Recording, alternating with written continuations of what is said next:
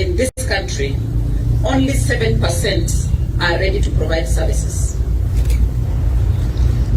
And that only 6% of the tracer pharmaceutical services are available in facilities.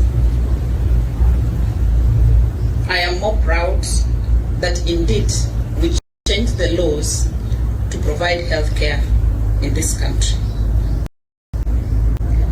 And as PS Kimtai said, it indeed is not a good picture.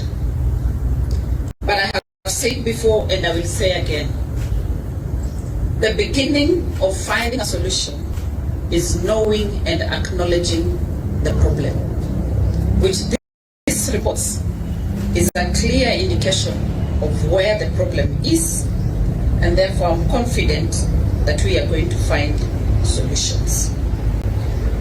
As a ministry, we are fully aware that the economic gains Kenya has made over the past years can easily be reversed by crippling healthcare costs.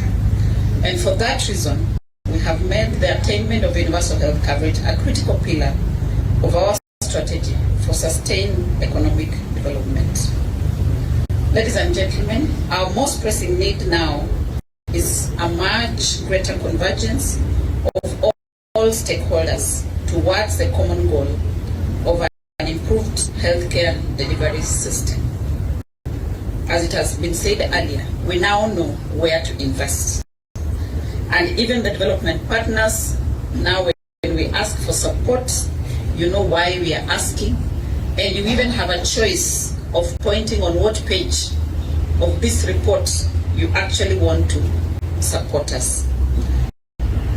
I also want to acknowledge the county governments for the work that they have continued to do in offering of services, but equally this report demonstrates that there's more work ahead.